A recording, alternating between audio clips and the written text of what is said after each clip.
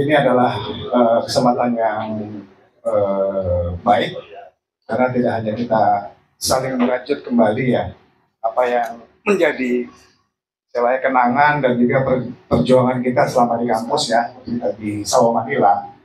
Jadi kita mulai merajut dari lintas angkatan, lintas fakultas, dan saya pikir ini adalah kesempatan juga. Mungkin kesannya kayak temanya ini banget ya, serem gitu kan, atau mungkin agak berat gitu. Tapi ini hanya sekedar ya kita ngecas baterai lah.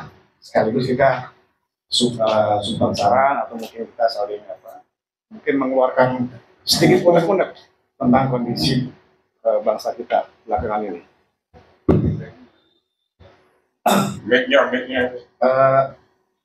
Kemudian satu hal juga mengenai tema kita kali ini, mungkin banyak hal yang mungkin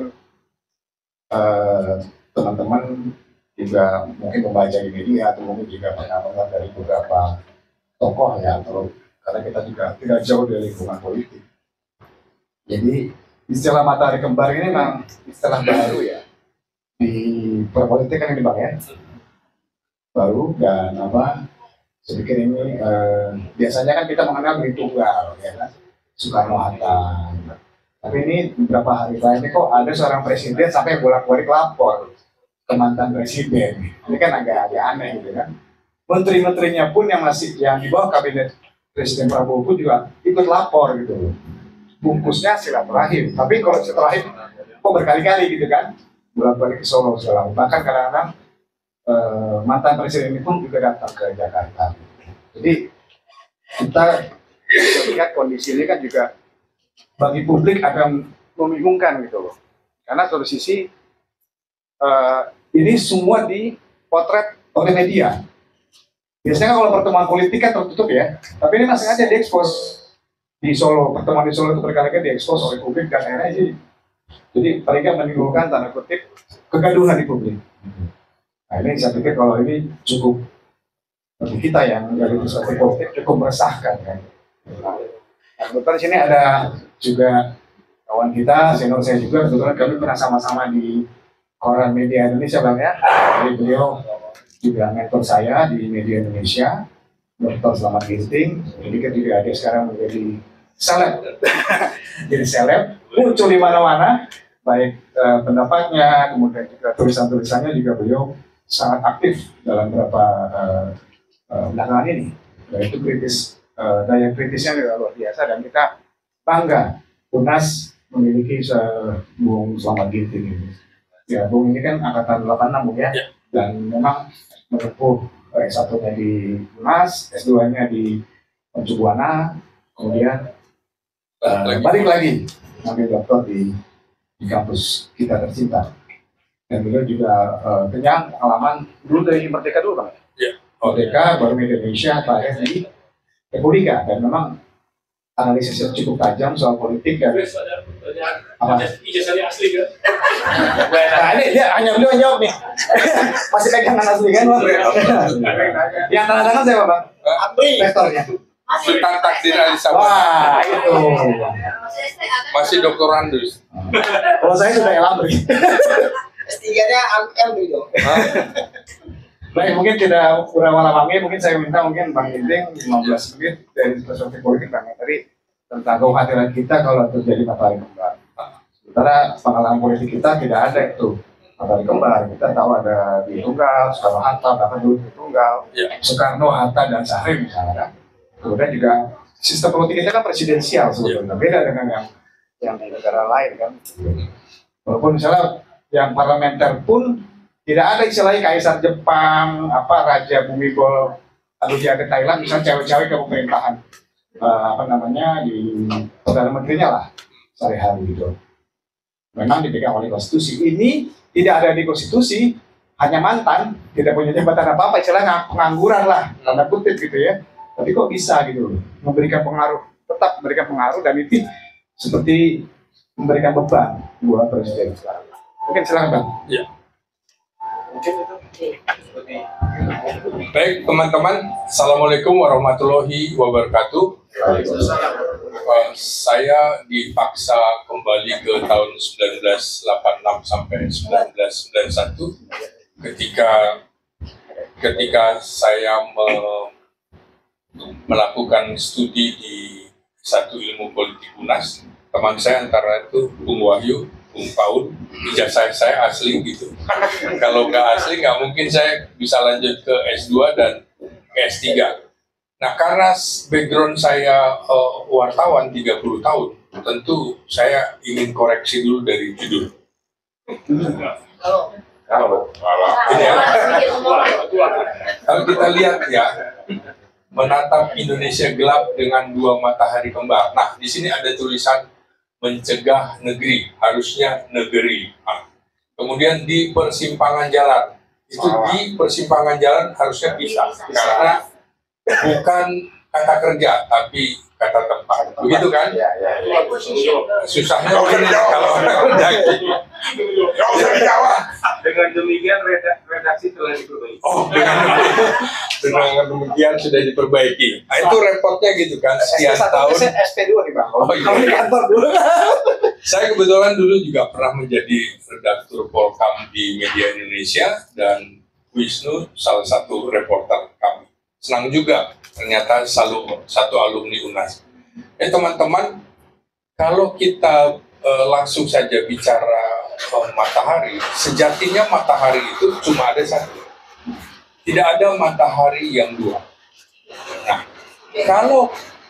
kalau kita lihat perkalian, benar dikali salah, maka hasilnya salah.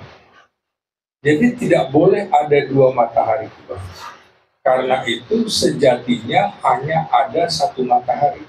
Matahari yang benar inilah yang mestinya meniadakan matahari yang lain. Karena itu pilihannya cuma satu. Prabowo sebagai presidenlah yang bisa mematikan matahari yang satu itu.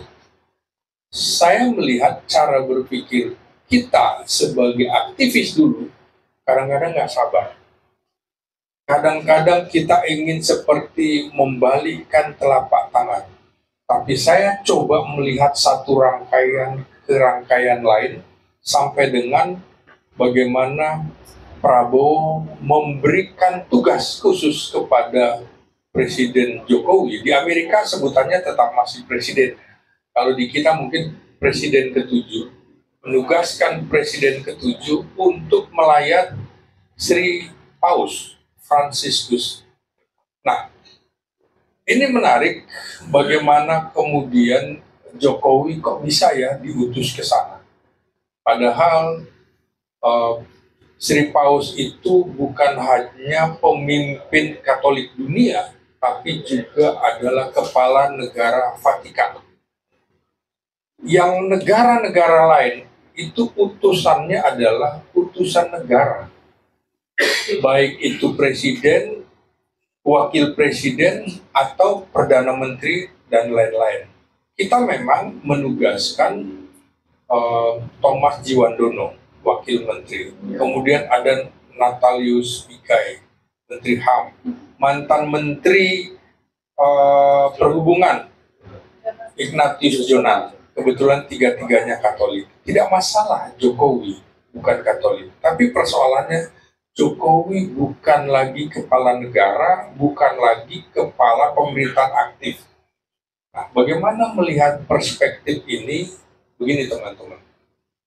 Bisa jadi karena hubungan keduanya masih sangat baik, hubungan Prabowo dengan Jokowi, bisa saja Jokowi yang meminta. Bisa saja Jokowi yang meminta. Supaya kelihatan apa? Supaya kelihatan dia ada kerjanya.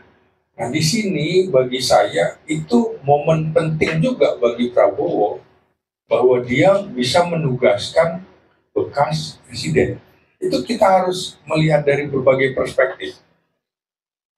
Kita lihat saja, padahal hari-hari ini adalah hari-hari di mana pengadilan awal kasus dugaan ijazah palsu dan mobil goib SMK yang dulu sudah saya kejar dan saya dimusuhi oleh Asvin Situmorang dan lain-lain. Jadi sebagai wartawan, ketika ada mobil SMK, saya kumpulkanlah wartawan ekonomi, terutama wartawan otomotif. Saya tanyakan,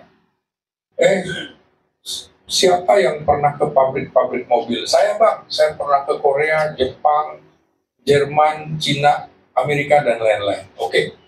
Pertanyaan saya, mungkin nggak anak SMK bisa membuat mobil? Jawabannya nggak mungkin. Tapi kita di dalam rapat redaksi ini nggak bisa kedengaran ke yang lain-lain. Maka besok kalian berangkat ke sekolah SMK yang ada jurusan otomotif, bikin tulisan. Jadi pesan kita seperti itu. Kita dengan cara intelektual mengingatkan orang yang sudah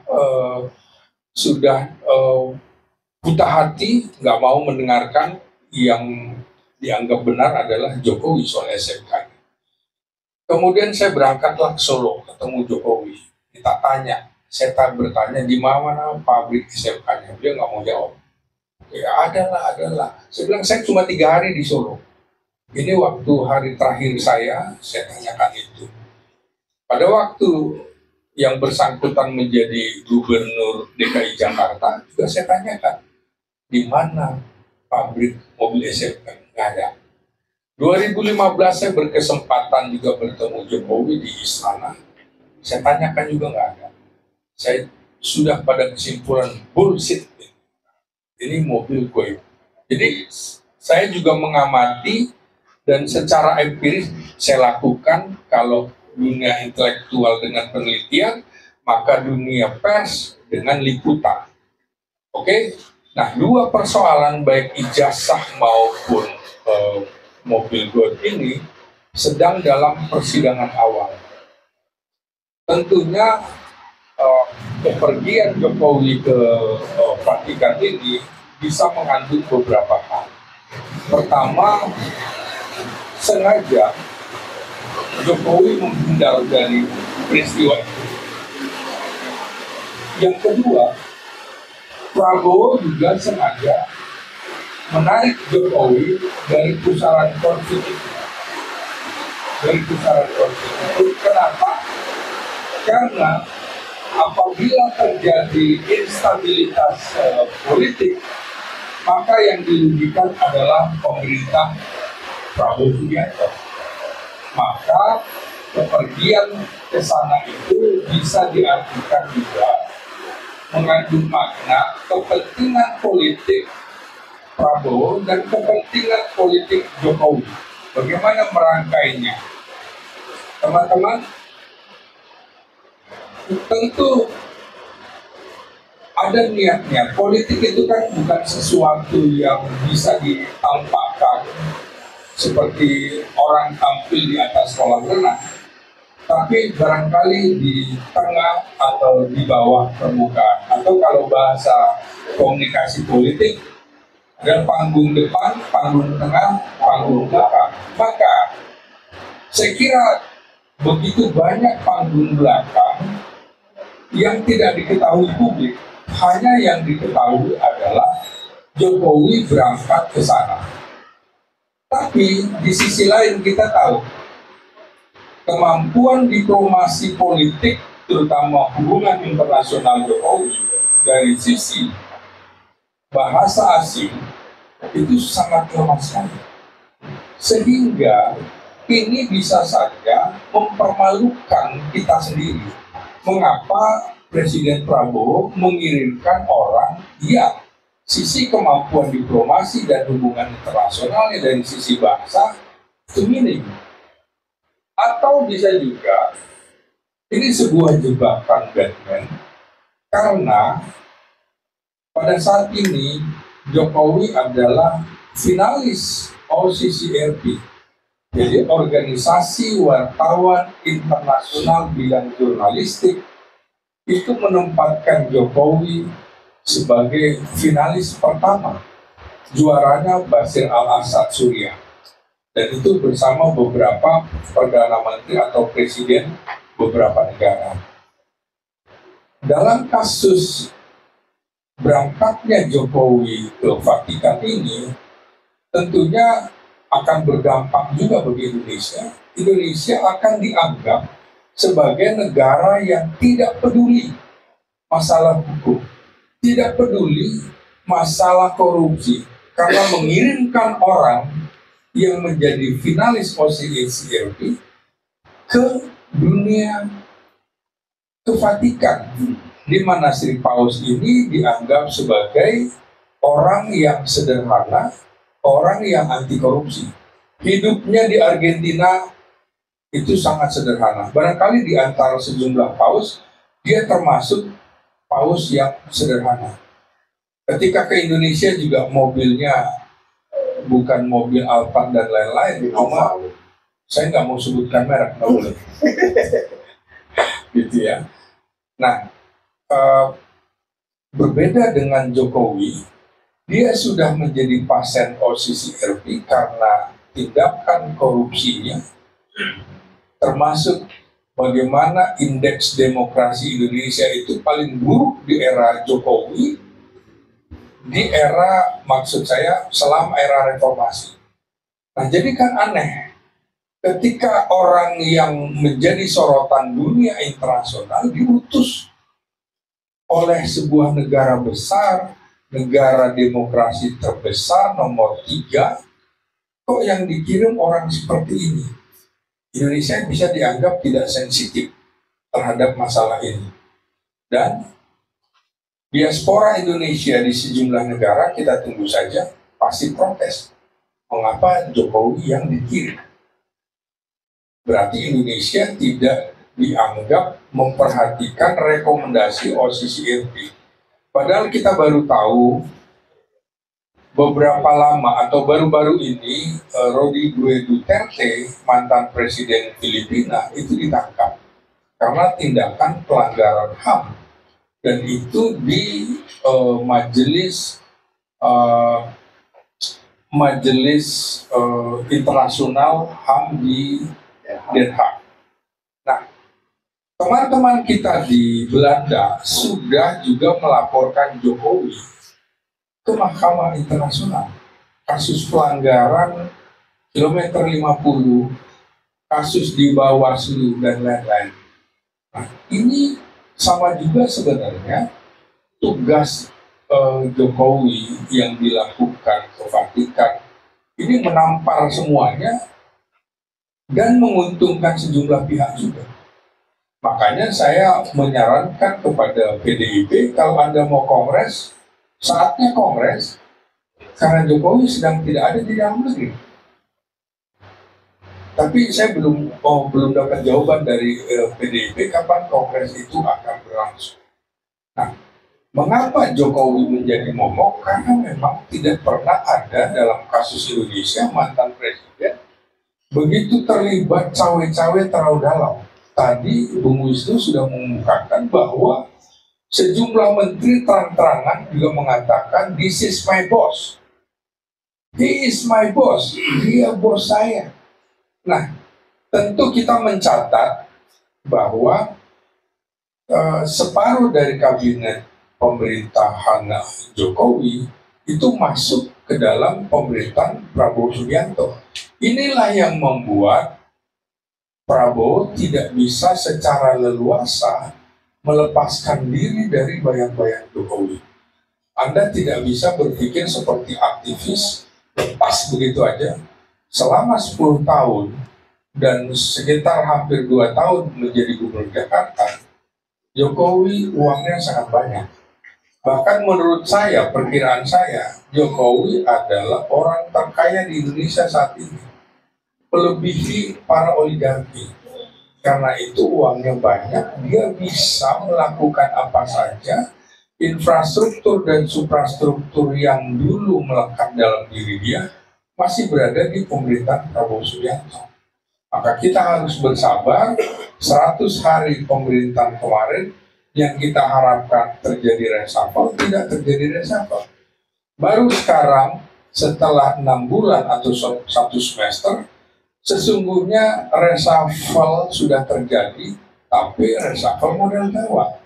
ini budaya politik kita kan masih budaya politik Jawa, pakeu begitu, terhadap pemimpin-pemimpin lama. Bagaimana misalnya Presiden Soeharto mengemukakan mikul dulu menjero pada kasus Presiden Soekarno. Jadi sama, kelihatannya Presiden Prabowo Subianto juga, walaupun dalam dirinya DNA-nya itu separuh Jawa, separuh Sulawesi Utara, tapi untuk menghadapi Jokowi tentu saja masih dengan cara-cara Jawa. Dalam pengertian begini, Prabowo menurut saya masih sangat menghitung kekuatan Presiden Jokowi, karena separuh kakinya Jokowi kan masih ada di istana. Gibran bin Jokowi itu kan cuma istana yang berbeda. Nah, dari sisi konstitusi, apabila presiden mangkat dan berhalangan, tetap otomatis wakil presiden naik. Karena berbeda konstitusi kita dengan Filipina. Kalau di Filipina presiden dipilih tersendiri, wakil presiden dipilih sendiri. Kalau kita satu paket. Nah, sehingga agak sulit kemudian meminta Presiden Prabowo lepas begitu saja dari Jokowi.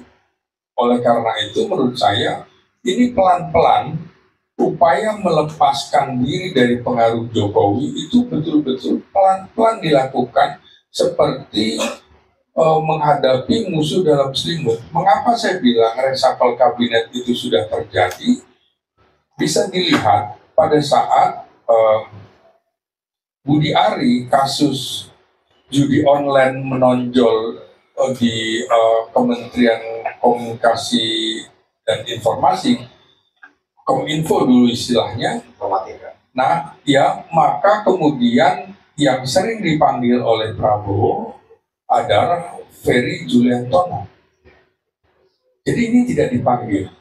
Sama dengan Menteri Desa, Yandri Susanto. Maka yang dipanggil adalah Riza Patria.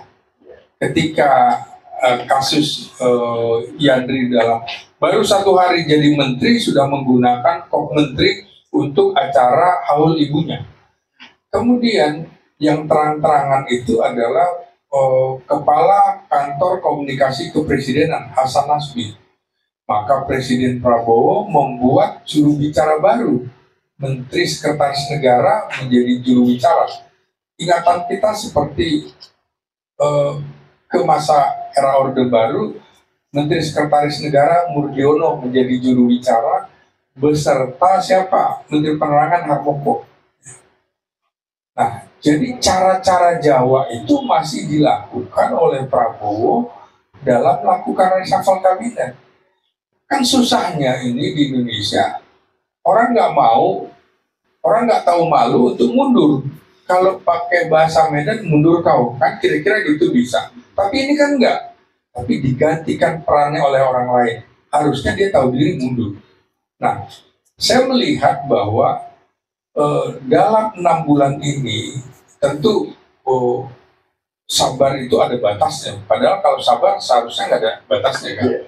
Tapi kira-kira politisi itu akan menunggu sampai sekitar 1 tahun. Nah, tiba-tiba kita dikejutkan oleh petisi dari Forum Purnawirawan Prajurit TNI, dan itu di poin ke-8 terang-terangan itu. Poin ke-8-nya meminta Gibran turun. Dan kalau kita peras dari 8 poin itu, sesungguhnya tuntutannya 2. Adili Jokowi dan makzulkan Gibran. Kalau kita peras, saya beruntung sebagai pengamat politik dan militer, akhirnya justru mendapatkan akses dari mereka. Jalan prosesnya seperti apa, cara berpikir purnawirawan seperti apa, purnawirawan yang lainnya seperti apa. Jadi teman-teman, purnawirawan itu dia punya organisasi yang mapan, namanya Persatuan Purnawirawan ABRI. Itu terdiri dari TNI Polri. Ketua umumnya Agung Gumelar. Ini juga luar biasa, sudah 4 periode. Terakhir nanti tahun 2027. tidak mungkin bisa mengharapkan petisi itu dari pepabrik. Karena Agung Gumelar, menantunya Taufik Hidayat, juara dunia bulu tangkis itu saat ini menjadi wakil menteri olahraga. Kan gitu. Kemudian ada tokoh senior seperti Jenderal Hendro Priyono, tapi anaknya juga menjadi wakil menteri kehutanan. Nggak bisa. Nah, kemudian Wiranto susah karena Wiranto menjadi penasehat khusus presiden bidang politik dan keamanan. Nah, sementara di organisasi purnawirawan yang lain, di Matra, PPAD, Persatuan Purnawirawan Angkatan Darat, Persatuan Purnawirawan Angkatan Laut, Persatuan Purnawirawan Angkatan Udara, susah diharapkan karena masih terkoordinasi dengan mabes angkatan masing-masing. Maka mereka ini berinisiatif. Saya kira ini sebuah lompatan yang luar biasa karena mereka ini ternyata terdiri dari orang-orang yang dulu pada saat pilpres pilihannya berbeda-beda. Ada yang mendukung 01, 02, 03, tapi mereka disatukan oleh satu kepentingan bersama gara-gara yang namanya Jokowi itu. Ini kan menarik. Mengapa kita, kaum sipil, tidak bisa menyatu seperti mereka? Mereka saja yang usianya Jenderal Trisutrisno yang usianya 90 tahun ini itu berani. Jadi ini mengingatkan kita pada era pemerintahan Presiden Soeharto dulu, di mana ada forum yang namanya Posko dipimpin oleh Jenderal Widodo, itu mantan Kasat. Lalu berhimpunlah semuanya, Angkatan Laut diajak. Ya memang di Indonesia ini Angkatan Darat itu leader ya, karena sejarah berdirinya itu lebih dahulu dan lebih kuat daripada AL AU. Dari AD langsung ke AL dan AU nyambung ke Polri. Maka ujungnya kemudian menjadi Petisi 50. Nah di situ juga termasuk Jenderal Nasution masuk, Muhammad Hatta masuk, dan tokoh-tokoh Ali Sadikin. Lalu bergabung juga dengan tokoh-tokoh sipil, Krisiner Ketimu, AM Fatwa. Maka saya memprediksi bukan meramalnya, bahwa akan ada gelombang snowball yang mendukung cara berpikir jenderal-jenderal ini untuk mengkritik Presiden Prabowo agar lepas dari bayang-bayang Jokowi, agar tidak terjadi matahari kembar. Nah ini menurut saya kita harus mengambil momentum itu. Harus mengambil momentum bahwa perubahan hanya akan bisa dilakukan apabila kita mau mengubah. Jika kita mau atau ingin mengubah persoalan, mengubah kehidupan, mengubah situasi yang dulunya tidak normal menjadi normal. Tidak normal karena dalam sejarah Indonesia belum ada situasi Wapres itu sangat kontroversial. Belum ada. Dulu memang ada pada saat Sudarmono ya, tapi kemudian clear. Dulu kan akan bertarung dengan Naro begitu ya, akan bertarung dengan Naro, dan juga terakhir ketika kemudian Trisno masuk menggantikan Sudarmono. Tapi rakyat Indonesia cepat sekali move on dalam kasus-kasus Wapres itu. Kenapa? Karena kaliber mereka itu. Bagaimana misalnya Sri Sultan Hamengkubuwono ke-9 sebagai Wapres pertama dari Presiden Soeharto, dan juga ada Malik menjadi Wapres kedua, karena mereka dulunya adalah triumvirat.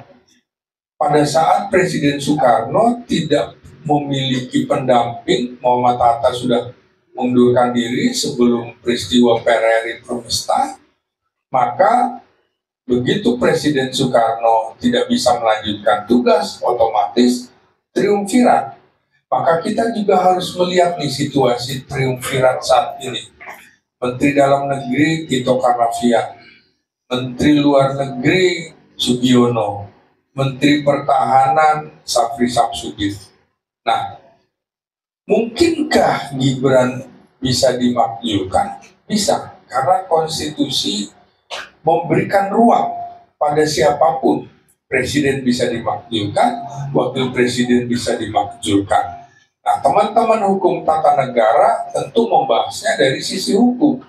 Sekarang kalau saya dari ilmuwan politik, maka saya melihatnya dari pertarungan politik. Pertarungan politiknya adalah kalau orang hukum bicaranya di parlementer, maka orang politik bisa dilakukan parlementer dan ekstra parlementer. Apa itu ekstra parlementer? Adalah demo-demo dan segala macam tuntutan-tuntutan seperti Pak Harto turun. Pak Harto turun tidak melalui sidang istimewa, tapi melalui jalan parlemen dan ekstra parlementer, turun sendiri. Apakah kemudian nanti akan terjadi? Saya kira kita akan menunggu nih setelah 1 Mei ini apa yang akan terjadi, terutama 20 Oktober barangkali. Mengingat kita pada peristiwa reformasi pada 20-21 Oktober 1998. Saya kira ini sebuah pembukaan, yang lain nanti kita bisa dialog. Karena ini bukan monolog, ini adalah dialog, kita bisa berdiskusi. Demikian Bung Wisnu, terima kasih. Ya.